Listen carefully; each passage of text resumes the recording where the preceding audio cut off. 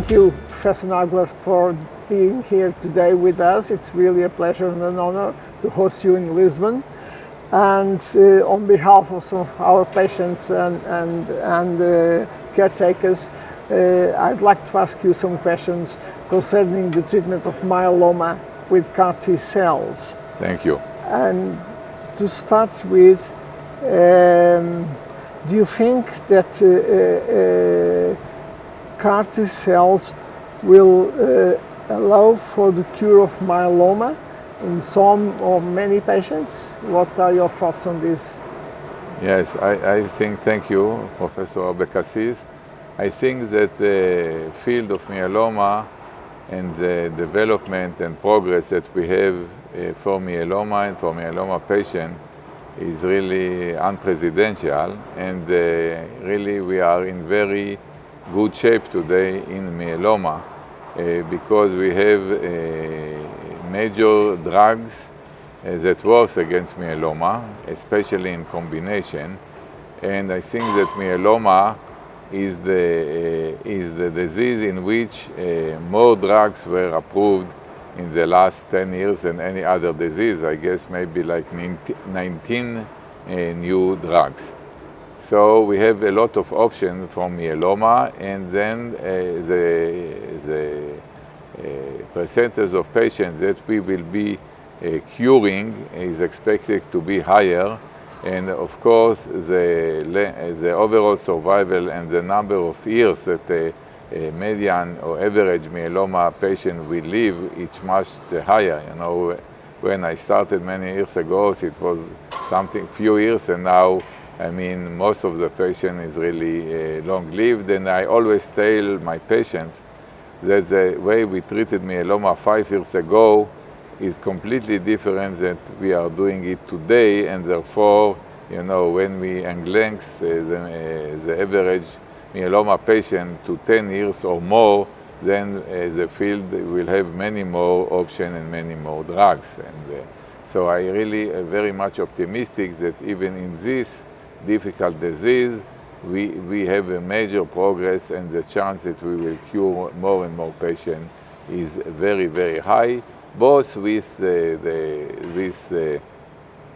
know, the new drugs, the monoclonal antibodies, anti-CD38, the new IMIDs that we have today, and of course with the CAR T cells and in combination. So yeah, I think the future is really look promising. If a patient, for any reason, cannot proceed to autologous transplant, is he still entitled to have CAR T cells?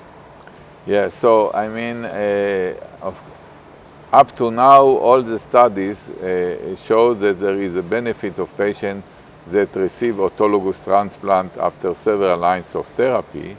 But with the new development of drugs, both the CAR T cells and bispecific antibody, maybe a patient with myeloma can have long-term survival, so live for many years, or even cure without autologous transplant. And this increases the chance of a patient that cannot go autologous transplant because of a background medical issue to be cured or to live many years from the myeloma without autologous transplant. So if there was a chance for patient to be cured without autologous transplant, this is now the best area or best times for this, and I'm sure with more sophisticated and modern drugs, the chance will be even higher. In patients having CAR T cells, should they have maintenance after the CAR T cells? Maintenance, say, with lenalidomide or okay. Other? So, I mean, the short answer to this is today, CAR T cells is regarded as a therapy in which the benefit is that the patient get it once.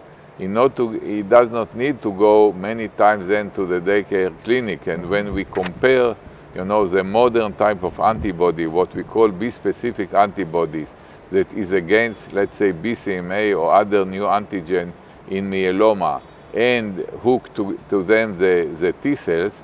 So when we compare these antibodies to CAR T cells, one of the arguments for CAR T cells is that it's one treatment and then the patient is cured, which is, let's say, true for about 50 to 60% of the patient, but of course, not all patients are cured by a CAR T cell.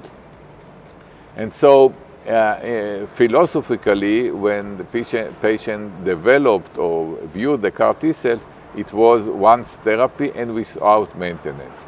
But of course, I mean, theoretically point of view, we know today the treatment is myeloma is actually for life.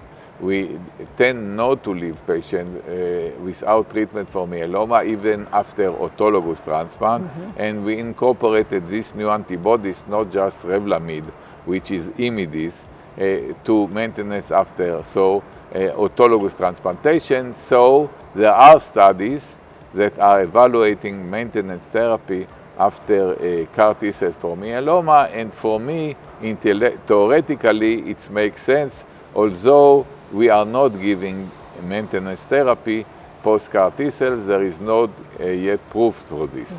But one of the ways to circumvent this is to do a minimal residual disease that in very deep level of 10 to the minus 5, 10 to minus 6, and even less so 10 to the minus 4. So one cell of myeloma in 1,000 or 10,000 normal cells, you can monitoring it repeatedly after the CAR T cells, and then you can detect imminent relapse of or progression of myeloma early, and then start the treatment. So there will be discussion if you can base further treatment post-CAR T cells on MRD, is either you do it preemptive, or you do prophylactic. So either you do it without MRD positive, or once the PCR MRD is positive, like you do today, or the same argument that we have, for instance, in acute leukemia